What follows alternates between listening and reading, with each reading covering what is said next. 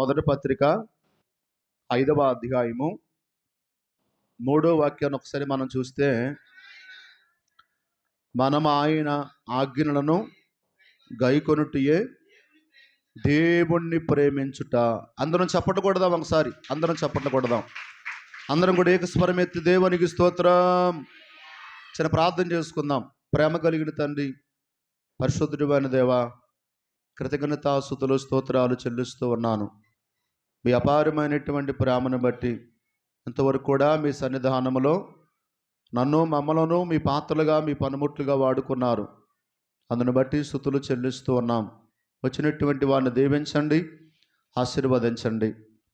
మీ సన్నిధికి రావటానికి సిద్ధంగా ఉన్నా, సిద్ధపడుతూ ఉన్నా ప్రతి మీ కుమారుడు, ప్రతి మీ కుమార్తె త్వరగా మీ ఆత్మను బట్టి వారిని కూడా మీ పాదాల సంధికి తీసుకొని రాబడి వారి ద్వారా మా ద్వారా మీ నామానికి మహిమ తెచ్చుకోమని ప్రార్థన చేస్తూ ఉన్నాను. కొద్ది నిమిషాలనైనా మీ దాసుడిని మీ పక్షమందు నిలవబడుతూ ఉన్నాను. నన్ను కనుమరుగు చేయండి. నాలో మీరే ప్రతిష్ఠించబడి నా ద్వారా మీ నామానికి మహిమ తెచ్చుకోండి. చక్కని శ్రేష్టమైనటువంటి పాఠ్యాంశమునైనా అయా పరిశుద్ధుడు పౌలన్న కొరింథీ సంఘానికి రాసిన మొదటి పత్రిక 16వ అధ్యాయం 13వ వాక్యములో ఉన్న 5 మాటల్లో అయా ప్రేమను గురించి ఈరోజు మీరు మాతో మాట్లాడబోతా ఉన్నారు తండ్రి. మరి యోహాను గారు రాసినటువంటి మొదటి పత్రిక 5వ అధ్యాయము 3వ వాక్యములో ఉన్న కొన్ని మాటలు మేము చదువుకున్నాం. చదివినటువంటి మాటల్లో ఉన్న శ్రేష్టమైనటువంటి అద్భుతకరమైనటువంటి అక్షర సత్యాలు, అక్షర భావాలు పరిపూర్ణంగా ముందుగా ఈ దినదాసుడికి తెలియచేసి నాతో కూడి వచ్చినటువంటి మీ పిల్లలతో ఆత్మదేవుని సహాయముతో మాట్లాడి ఈ ఉదయకాల సమయమందు మా అందరి ద్వారా మీ నామానికి మహిమ తెచ్చుకోమని యేసుక్రీస్తు వారి పేరిట ప్రార్థించి ఈ మనవులు అడిగి పొంది ఉన్నాము తండ్రి, ఆమేన్. మరొకసారి మాట చూద్దాం. యోహాను గారు రాసినటువంటి మొదటి పత్రిక 5వ అధ్యాయము 3వ వాక్యాన్ని మనం చూస్తే, మనము ఆయన ఆజ్ఞలను గైకొనుటయే దేవుణ్ణి ప్రేమించుట. ప్రేమకు నిర్వచనం ఏంటి? ఒక వ్యక్తి నిజంగా దేవుణ్ణి ప్రేమిస్తే, దేవుణ్ణి ప్రేమించే వ్యక్తి ఏం చేయాలి? అబద్ధం ఆడకూడదు. దేవుణ్ణి ప్రేమించే వ్యక్తి ఏం చేయాలి? మోసం చేయకూడదు. దేవుణ్ణి ప్రేమించే వ్యక్తి ఏం చేయాలి? లోక సంబంధమైన జీవితాన్ని, లోక సంబంధమైన ఆచారములను కలిగి ఉండకూడదు. నిజంగా దేవుణ్ణి ప్రేమించే వ్యక్తి ఏం చేయాలంటే పరిశుద్ధంగా, నీతిగా, యథార్థంగా దేవుడు ఆశించినటువంటి మేరకు ఆ వ్యక్తి భక్తిని కొనసాగించాలి. అప్పుడు దేవుడు సంతోషపడతాడు, అప్పుడు దేవుడు ఆనందపడతాడు. నిజంగా ఈ వ్యక్తి దేవుడిని ప్రేమిస్తున్నాడు.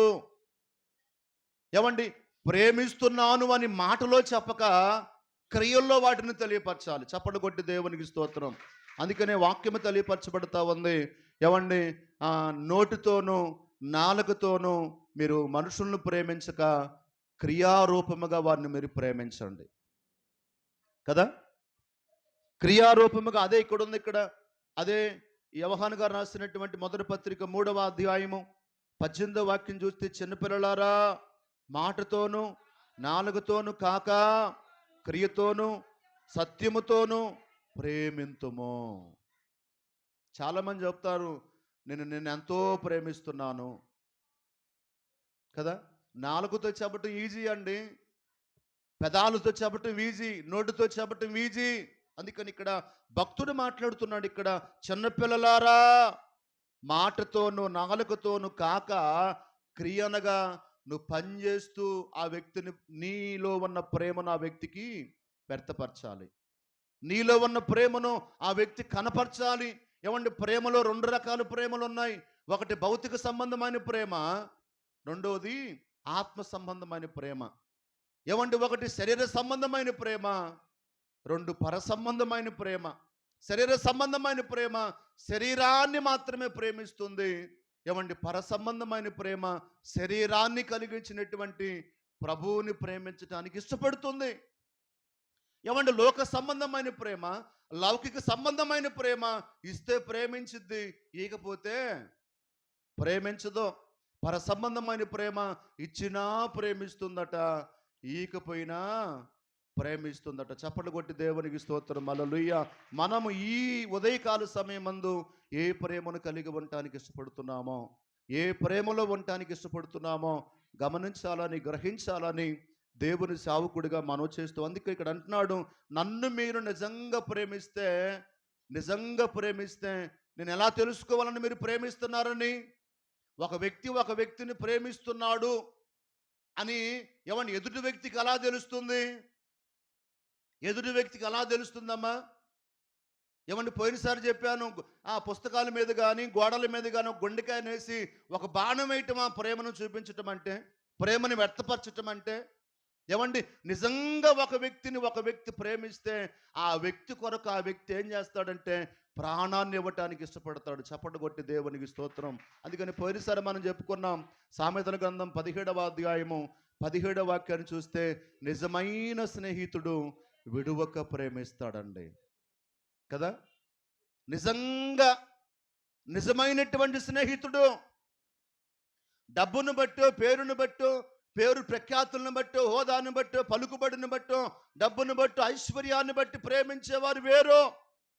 కానీ నిజంగా ప్రేమించేవాడు కటిక దారిద్ర్యములో ఉన్న ప్రేమిస్తారు. ఈ రోజుల్లో చాలా మందిని మనం చూస్తూ ఉన్నాం పురుడరా. అక్కడక్కడ కొంతమంది రోడ్ల మీద జుట్లు పెరిగిపోయి, గడ్డాలు పెరిగిపోయి, మీసాలు పెరిగిపోయి, బట్టలన్నీ కూడా సిరిగిపోయి, వారు ఏమి తోచక అయోమయ స్థితి గందరగోళపులో ఉన్నప్పుడు కొన్ని దాతృత్వాన్ని కలిగినటువంటి కొంతమంది ఉన్నతమైన జాబులు చేసేటువంటి అన్నలు కానీ, అక్కలు కానీ, మంచి ప్రేమతత్వాన్ని కలిగి ఉన్నటువంటి మనుషులు ఏం చేస్తా ఉన్నట్టే, వారి గడ్డాలు మీసాలు గొరికించి వేసి, వారు చిరిగిపోయిన గుడ్డలు తీసేసి, మంచిగా స్నానం చేయించి, వారు ఏం చేస్తారమ్మా, మంచి వస్త్రాలు వేసి అనాథ హాస్టల్లో వారిని ఏం చేస్తా ఉన్నారు, పోషిస్తూ ఉన్నారు. అడుక్కునేవాడి దగ్గర ఏముంటుందండి? రోడ్ల మట్టి అడుక్కొని తిరిగే వాడి దగ్గర ఏముంటుంది? అప్పుడప్పుడు మనం చూస్తూ ఉంటాం, సత్తనపల్లి వెళ్ళేటప్పుడు ఒక ఆయన తిరుగుతూ ఉంటాడు, పాప అన్ని రాళ్ళు ఏరుతూ ఉంటాడు, అక్కడ కుప్పేస్తూ ఉంటాడు. రోడ్ల పక్కన ఏ ముళ్ళ కంచె వంచడు, ఏ చెత్త అన్నీ ఊడుస్తాడు. పాపం ఆయన ఏం తింటాడో తెలియదు, ఏం త్రాగుతాడో కూడా తెలియదండి. ఎందుకంటే మనము ఆ దాతృత్వాన్ని కలిగి ఉండాలి. అది నిజమైనటువంటి ప్రేమ అండి. ఆ ప్రేమను యేసు ప్రభు ఆశిస్తూ ఉన్నాడు కదా. మనం ఏం చేస్తాం, మన ఇంట్లో ఉన్నటువంటి వారిని ప్రేమిస్తామే కానీ మన ఇంటి బయట ఉన్నటువంటి వారిని ప్రేమిస్తామా? మన ఇంటి పక్కన ఉన్నటువంటి వారిని ప్రేమిస్తామా? మనకి ఎదురుగా ఉన్నటువంటి ఇంటి వారిని ప్రేమిస్తామా? మన వెనకమాల ఉన్నటువంటి ఇంటి సభ్యుల్ని ప్రేమిస్తామా? అదేమంటే నేను క్రైస్తవురాలని చెప్పుకోవటం బాగానే ఉంటుంది, కానీ నువ్వు నిజంగా యేసు ప్రభు రూపాంతరాన్ని కలిగి ఉండాలి. యేసు ప్రభు రూపాంతరపు అనుభవాన్ని పొందాలి, కలిగి ఉండాలంటే ఏం చేయాలి? తోటి వారికి సహాయం చేసే దాతృత్వాన్ని కూడా మనం కలిగి ఉండాలి, ఆ స్వభావాన్ని కూడా మనం కలిగి ఉండాలి.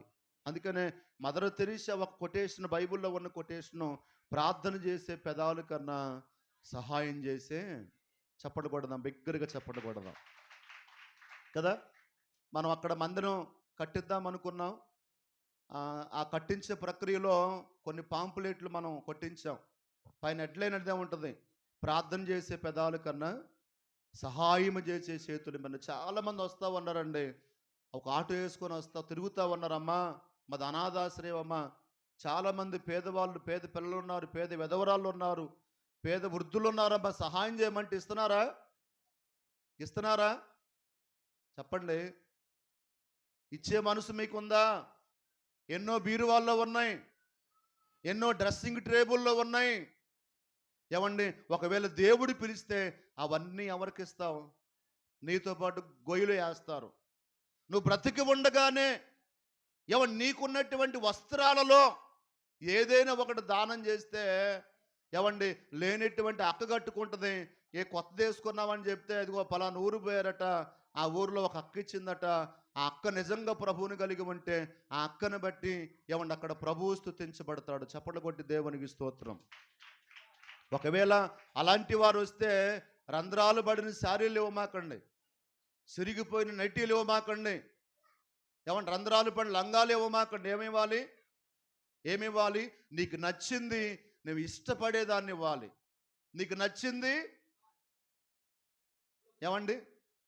అంటే అనాథాశ్రులకు మనం సహాయం చేసేది ఏంటి? ఎప్పుడో ఒకసారి వస్తారు మన ఇళ్ళ ముందుకి.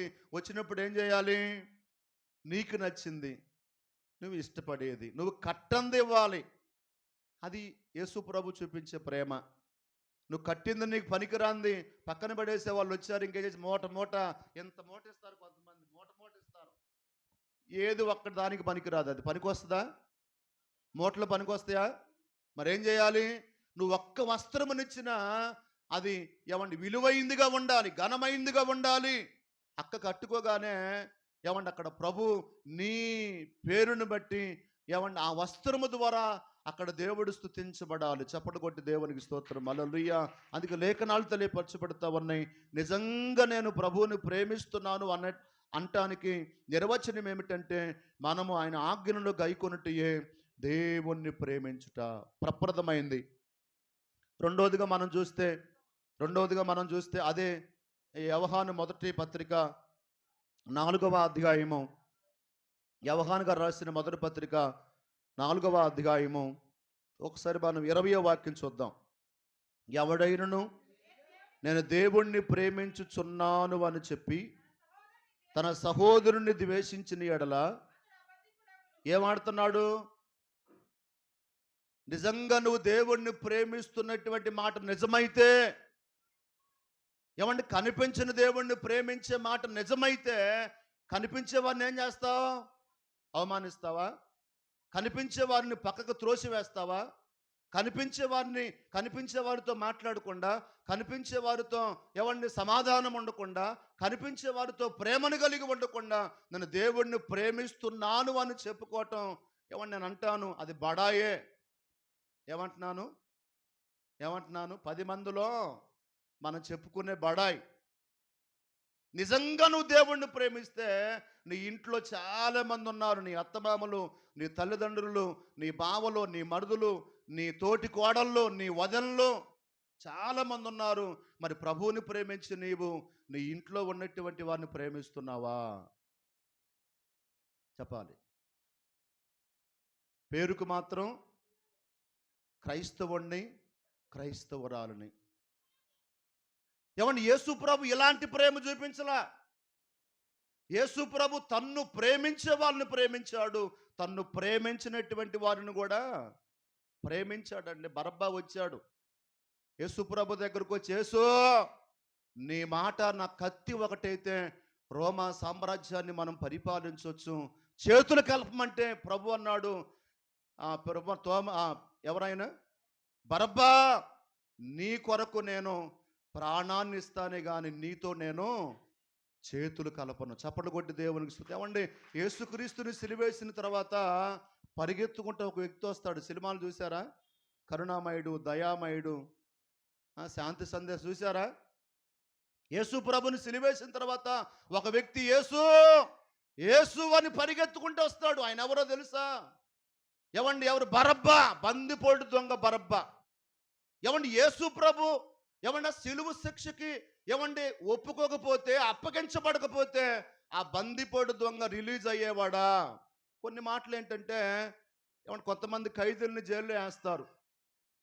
ఆ ప్రతి సంవత్సరం ఆగస్టు 10కి కొంతమంది రిలీజ్ చేస్తారు. ఎందుకు రిలీజ్ చేస్తారమ్మా?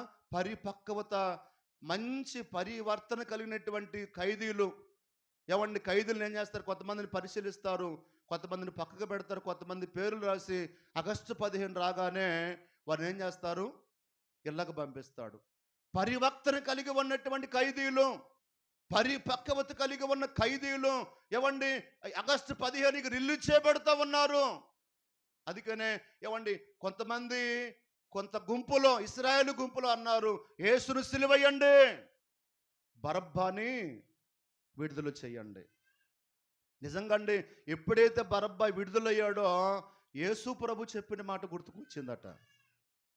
యేసు ప్రభు చెప్పిన మాట బరబ్బా గుర్తొచ్చి ఇక పరిగెత్తాడు యేసు ప్రభు కాడికి. అది నిజమైన ప్రేమ అండి కదా. యేసు ప్రభు బందిపోటు దొంగ బరబ్బా కోసం కూడా తన ప్రాణాన్ని ఇవ్వటానికి సిద్ధపడ్డాడు కదా. తన ప్రాణ త్యాగాన్ని చేయటానికి ఇష్టపడ్డాడు. అది నిజమైన ప్రేమ. ఎవరి నిస్వార్థమైన ప్రేమ, స్వార్థము లేని ప్రేమ.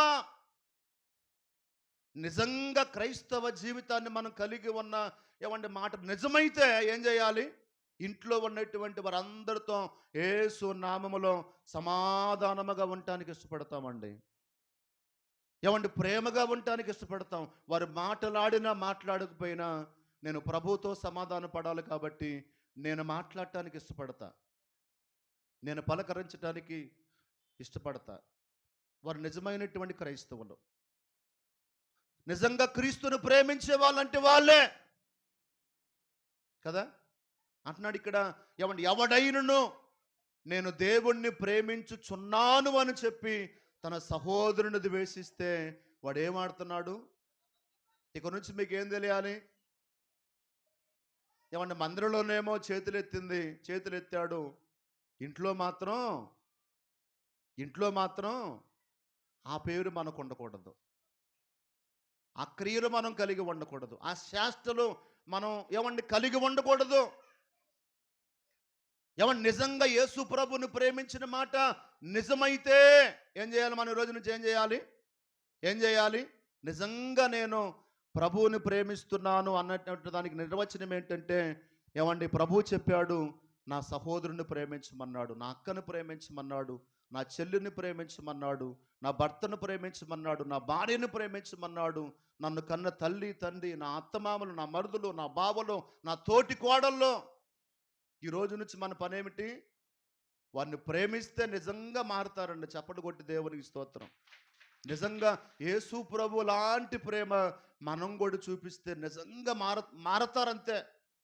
నిజంగా మార్పు చెందుతారు. నువ్వు ప్రార్థన చేసిన మారరు, నువ్వు ఉపవాసం ఉన్న మారరు, నువ్వు సువార్త ప్రకటించిన మారరు. మరి ఎలా మారుతారు? చెప్పాలి. యేసు ప్రభు లాంటి ప్రేమ నీ భర్తకి, నీ భార్యకి, నీ అత్తమామలకు, నీ తోటి కోడలకు చూపిస్తే యేసు నామములో వచ్చే ఆదివారం నీ ఇల్లంతా ప్రభు సన్నిధికి వచ్చునుగాక కదండి. యెహోషువ అంటాడు, మీరు ఏ దేవుణ్ణి ఆరాధన చేస్తారో మీ ఇష్టం, నేనును నా కుటుంబ సభ్యులను జీవము కలిగి ఉన్న దేవుణ్ణి ఆరాధన చేస్తాం. చప్పట్లు కొట్టి దేవునికి స్తోత్రం, హల్లెలూయా కదా. ఇదండి ప్రేమ అంటే. ఒకటి, ఆయన ఆజ్ఞలను గైకొనటమే దేవుణ్ణి ప్రేమించటం. రెండవది, దేవుణ్ణి ప్రేమించేవాడు ఇంట్లో ఉన్నటువంటి వారందరిని ప్రేమించాలి. మూడవదిగా మనం చూస్తే ప్రియులారా, యోహాను సువార్త 2వ అధ్యాయము ఒకసారి మనం మొదటి యోహాను పత్రిక యోహాను గారు రాసినటువంటి మొదటి పత్రిక 2వ అధ్యాయము 5-6 వాక్యాలు కలిసి ఉంటాయి. ఆయన వాక్యము ఎవడు గైకొనునో వానిలో దేవుని ప్రేమ నిజముగా పరిపూర్ణమాయును. ఆయన వాక్యము ఎవడు గైకొంటాడో. ధర్మశాస్త్రమును చదివేవారు నీతిమంతులు కాదట. ధర్మశాస్త్రమును చదివి వాటికి అనుకూలంగా జీవించేవాడు నీతిమంతుడు కదా. వాక్యాన్ని వింటున్నాం, మరి వాక్యానుసారంగా ఉండటానికి ఇష్టపడుతున్నామా? వాక్యానుసారంగా ప్రవర్తించడానికి ఇష్టపడుతున్నామా? వాక్యమై ఉన్న యేసయ్య మనలో నివాసం ఉండటానికి ఇష్టపడుతున్నామా? ఆలోచించవలసిందిగా. అందుకని ఇక్కడ వాక్యము తెలియపరచబడతా ఉంది. ఆయన వాక్యము ఎవడు గైకొనునో వానిలో దేవుని ప్రేమ నిజముగా పరిపూర్ణమాయును. ఆయన యందు నిలిచి ఉన్నవాడునని చెప్పుకొనివాడు ఆయన ఎలాగూ నడుచుకొనునో అలాగునే తానును నడుచుకొన బద్ధుడై ఉన్నాడు. యేసు ప్రభులా ఉండాలట. వాక్యాన్ని విని వాక్యాన్ని గైకొనే వారిలో దేవుడు ఉన్నాడంటే ఆ ప్రేమ ఉంది. యేసు ప్రభు పరలోకాన్ని విడిచిపెట్టి లోకానికి వచ్చి ఏ రీతిగా మనసును కొన్నాడో ఆ రీతిగా వ్యక్తులు ఉండాలట. ఆ రీతిగా రూపాంతరపు అనుభవాన్ని కలిగి ఉండాలి. వారి రూపం పరిపూర్ణంగా మార్చబడాలంటే వాక్యాన్ని వినాలి, వాక్యాన్ని హావభావాల్లో చూపించాలి. చూపించే వారముగా ఉన్నామా? ఒకటి వాక్యాన్ని వినాలి, రెండోది వాక్యానుసారంగా జీవించాలి. అందుకనే ఏమండి మాటతోనూ నాలుకతోనూ కాక క్రియతో ఏమండి వారిని నువ్వు ప్రేమించాలి అని భక్తుడు మనకు తెలియజేస్తా ఉన్నాడు. మూడవదిగా, నాలుగవదిగా మనం చూసి ముగించుకుందాం. నాలుగవదిగా మనం చూస్తే పేతురు రాసిన మొదటి పత్రిక 2వ అధ్యాయము 21వ వాక్యం చూద్దాం. పేతురు గారు రాసిన మొదటి పత్రిక 2వ అధ్యాయం 21వ వాక్యం చూస్తే, క్రీస్తు కూడా మీ కొరకు బాధపడి మీరు తన అడుగు జాడల యందు నడుచుకున్నట్లు ఏమండి మనకి మాదిరి ఉంచిపోయాడు. యేసు ప్రభు నాకు మాదిరి, యేసు ప్రభు మీకు మాదిరి, యేసు ప్రభు సర్వలోకములో ఉన్న ప్రతి మనిషికి మాదిరే. మరి నేనెవరికి మాదిరిగా ఉండాలి? నేనెవరికి అందరు నక్కలు చూడాలి, అందరు నక్కలు చూడాలి, తలలు దించవచ్చు కిందకి. ఏమండి యేసు ప్రభు నాకు మాదిరిగా ఉన్నాడు, మనకు మాదిరిగా ఉన్నాడు, సర్వలోకములో ఉన్న ప్రతి మనిషికి మాదిరిగా ఉన్నప్పుడు మరి నీవు నేను ఎవరికి మాదిరిగా ఉండాలి? ఆలోచించారా? ఎప్పుడైనా ఆలోచిస్తున్నారా? యేసు ప్రభు నాకు మాదిరిగా ఉన్నాడు, నేను నా ఇంట్లో ఉన్నటువంటి వారికి మాదిరిగా ఉండాలి. చప్పట్లు కొట్టి దేవునికి స్తోత్రం. ఏమండి మనము తన అడుగు జాడల యందు నడుచుకున్నట్లు ఒక మాదిరికరమైన జీవితాన్ని ప్రభు నీ కొరకు నా కొరకు చూపించి పరలోకానికి వెళ్ళిపోయాడు ఆయన. ఇప్పుడు క్రైస్తవ జీవితం అంటే ఏదో ఆదివారం పూట వచ్చి ఒక పాట పాడి ప్రార్థన చేసి ఒక 2 గంటల సేపు కూర్చొని నీకు తోసినంత కానికిచ్చి ఒక గొప్పడి బేన్ తీసుకొని వచ్చి దేవునికి సమర్పించి వెళ్ళిపోయేది కాదండి క్రైస్తవ జీవితం అంటే. కదా, క్రైస్తవుడు అంటే క్రీస్తుని కలిగి ఉన్నవాడు, క్రైస్తవుడు అంటే క్రీస్తుని కలిగి ఉండటానికి ఇష్టపడేవాడు, ఇష్టాన్ని కనపరిచేవాడు అండి. కదా, క్రైస్తవుడు, క్రైస్తవరాలు. ఎందుకు ఇన్ని సంవత్సరాలుగా మన ఇంట్లో ఉన్నటువంటి వారు దేవుని సన్నిధికి రాలేకపోయారు? ఇన్ని సంవత్సరాలుగా ఎందుకు మన ఇంట్లో ఉన్నటువంటి వారు మారు మనసు పొందలేదు, రక్షణ పొందలేదు, పాప క్షమాపణ కలిగి ఉండలేదు, యేసు రక్తములో కడగబడలేదు, బాప్తిస్మం పొందలేదు, క్రీస్తు శరీరం అనబడే సంఘములో సభ్యత్వాన్ని పొందలేదంటే ఒకసారి బాప్తిసాలు పొందినటువంటి మన గుండెల మీద చేతులు వేసుకొని మనసారా పలుకుదాం, అయ్యా నిజంగానయ్యా నా తప్పు వల్లే, నా పొరపాటు వల్లే, నా మాటల వల్లే, నా దురుస్తనం వల్లే, నా శ్రేష్ఠుల వల్లే నా ఇంట్లో ఉన్నటువంటి వారు మారలేకపోయారయ్యా, నేనే కారణం. ఎవరు కారణం అట? ఎవరు కారణం? నేనే కారణం.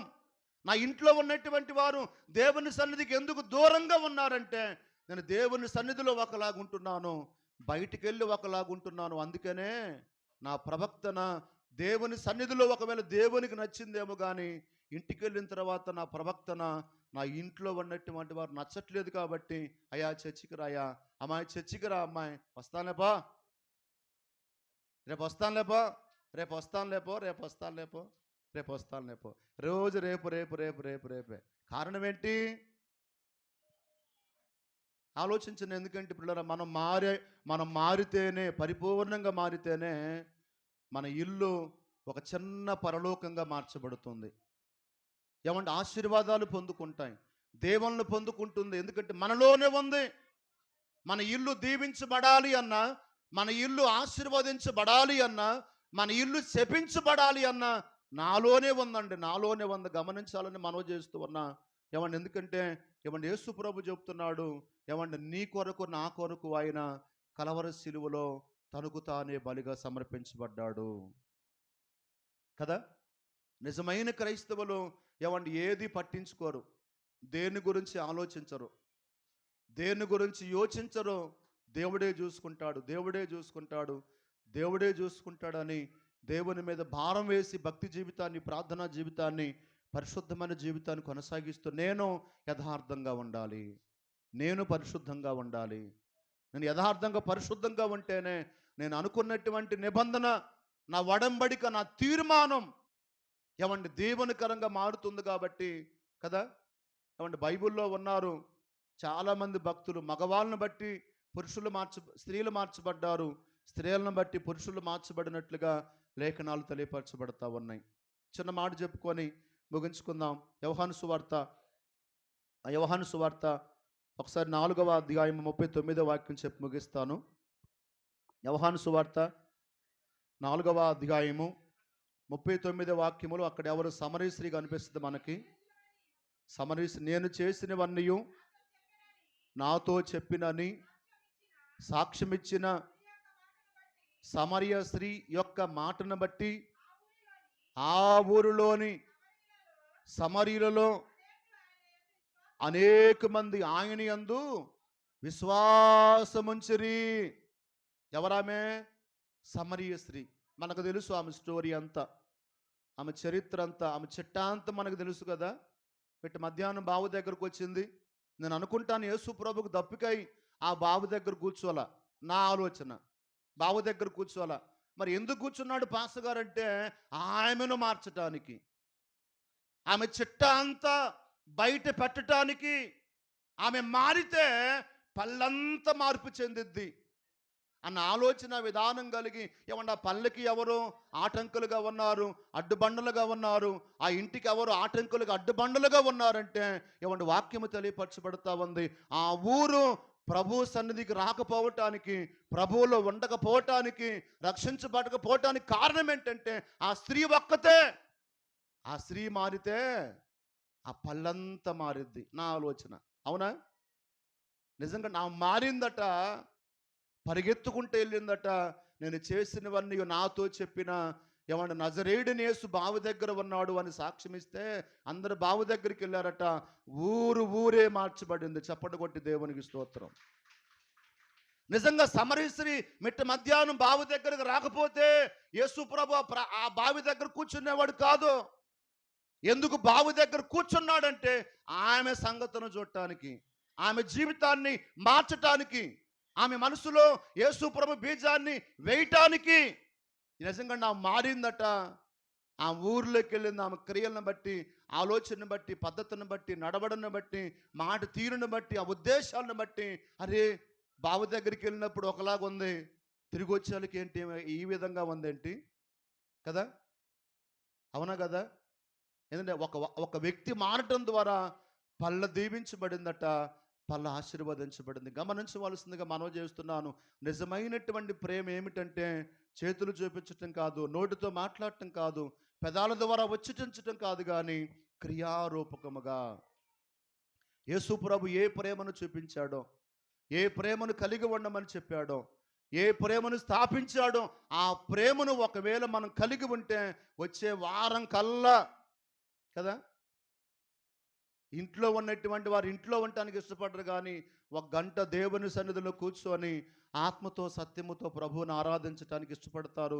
కారణం ఎవరంటే నీవే నీవే నీవే. ఇంతవరకు వాక్యాన్ని వీక్షించినటువంటి మీ అందరికీ మరొకసారి ప్రభు అయినటువంటి యేసుక్రీస్తు వారి నామమున ప్రత్యేకమైన వందనాలు తెలియజేస్తా ఉన్నాను. విన్నటువంటి మాటలు పరిశుద్ధాత్మ దేవుడు మన వెనుకడులో సిద్ధింపు చేసి యేసయ్య తన చిత్తానికి అనుకూలంగా తన చిత్తమును జరిగిస్తున్న